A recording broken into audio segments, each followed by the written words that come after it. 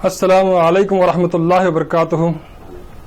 अशहदु अल्ला इलाहा इल्लल्लाहु वहदहु ला शरीका लह व नशहदु अन्ना मुहम्मदन अब्दुहु व रसूलुहु। हिंदू मुस्लिम यूनाइटर यूट्यूब चैनल में आपका स्वागत है।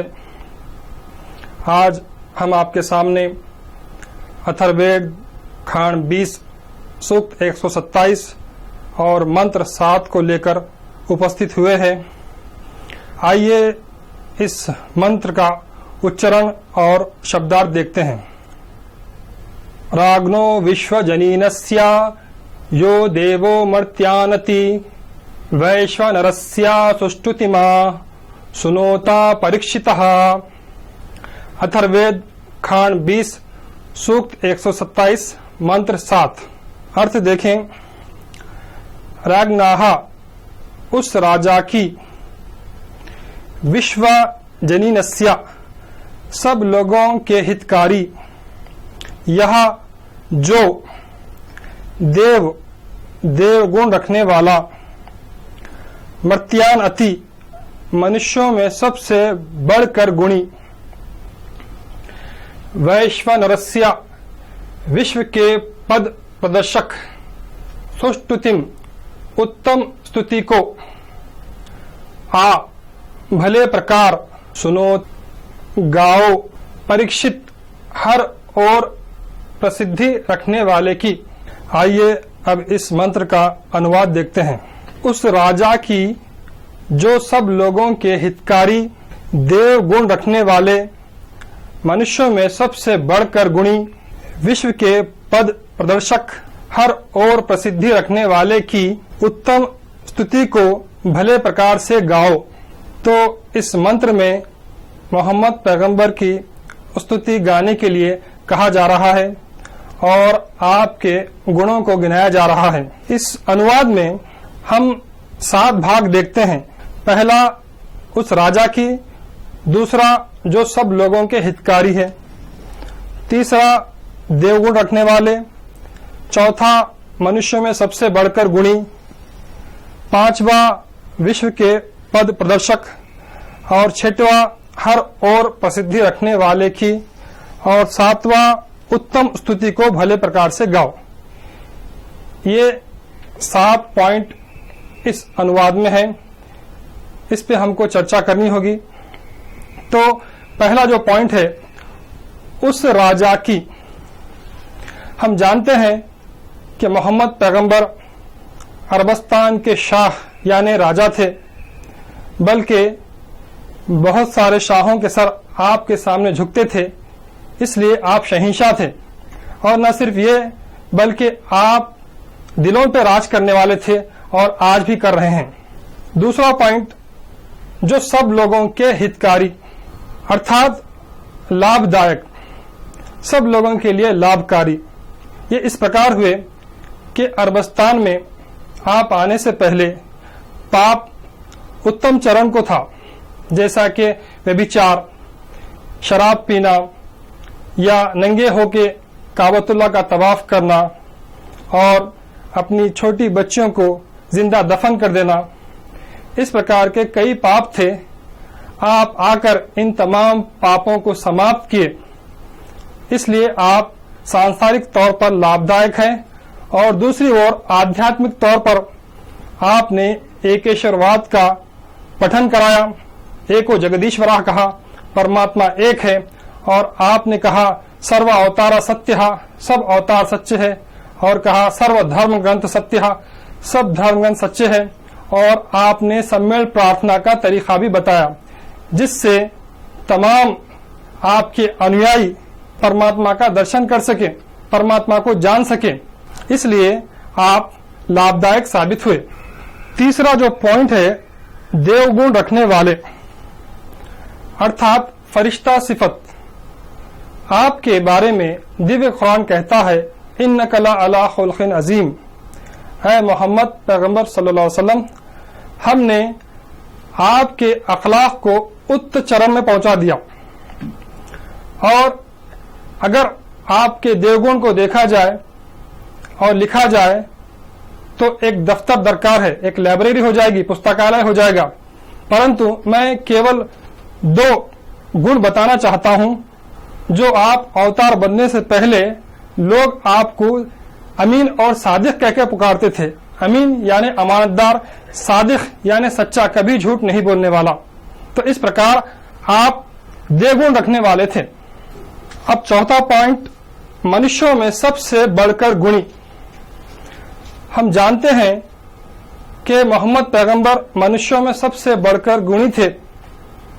ये बात न सिर्फ मुसलमान बल्कि वो लोग जो मुसलमान नहीं हैं वो भी आज बताते हैं। जैसा कि माइकल एच हार्ट जो एक क्रिश्चियन हैं, आपने किताब लिखी दी 100। उस किताब में आपने विश्व के 100 लोगों को जमा किया और उनको जब तरतीब दिया सीरियल वाइज, तो मोहम्मद पैगंबर को टॉप पे रखा। उनसे पूछा गया, आप ईसा अलैहिस्सलाम को मानने वाले हैं, यीशु मसीह के भक्त थे, आप मोहम्मद पैगंबर को क्यों टॉप पे रखें? आपने उत्तर दिया कि यीशु मसीह शादी के संबंध में या धर्म युद्ध के संबंध में आपने कोई गाइडेंस नहीं दी, इसलिए मैं मोहम्मद पैगंबर को टॉप पे रखता हूं।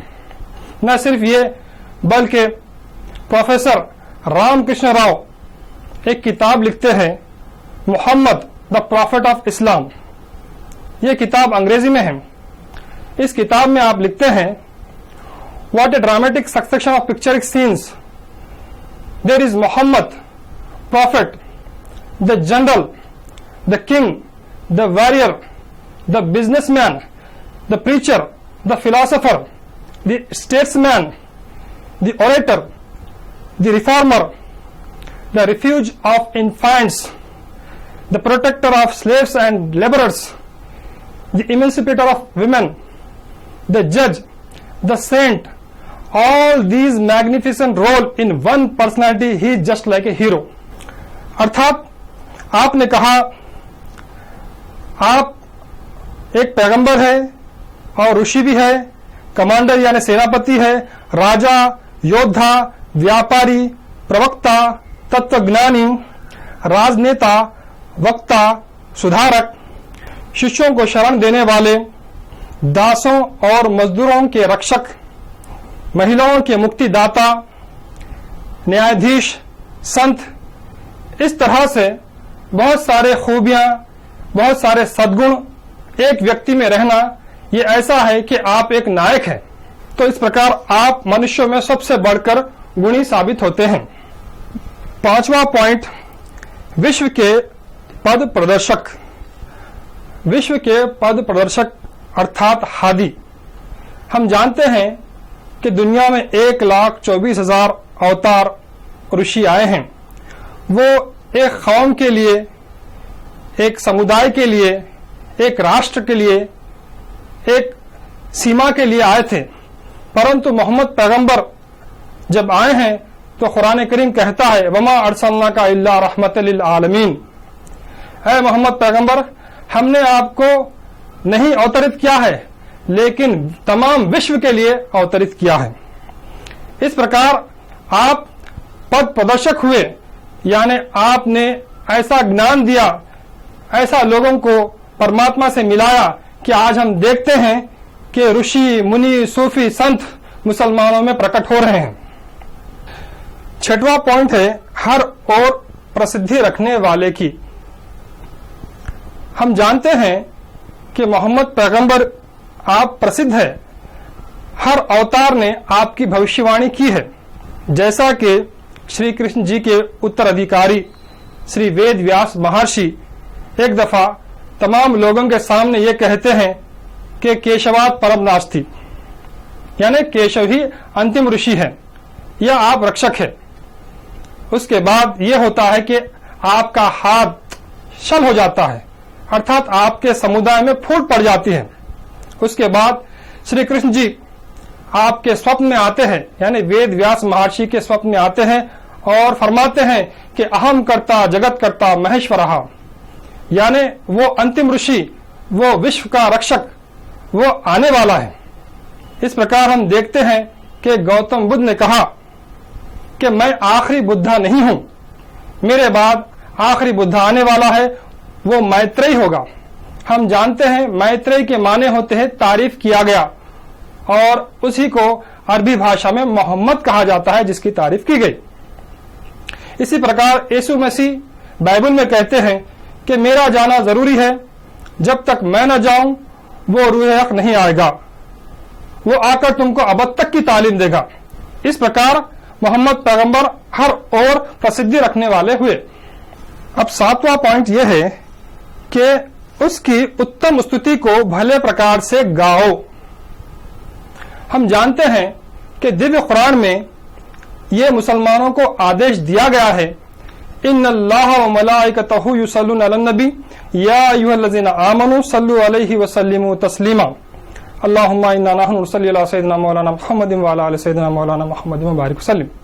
इस आदेश के अनुसार सब मुसलमान मोहम्मद पैगंबर के ऊपर दुरूद और सलाम भेजते हैं, तो गोया के ये उत्तम स्तुति को भले प्रकार से गाना है, और न सिर्फ ये बल्कि नात में गाकर भी आपकी स्तुति बयान करते हैं। गर्ज के इस मंत्र का एक एक शब्द मोहम्मद पैगंबर सल्लल्लाहु अलैहि वसल्लम को संबोधित करता है। वीडियो देखने के लिए धन्यवाद। वाखिर दावाना अनिल हम्दुलिल्लाहि रब्बिल आलमीन।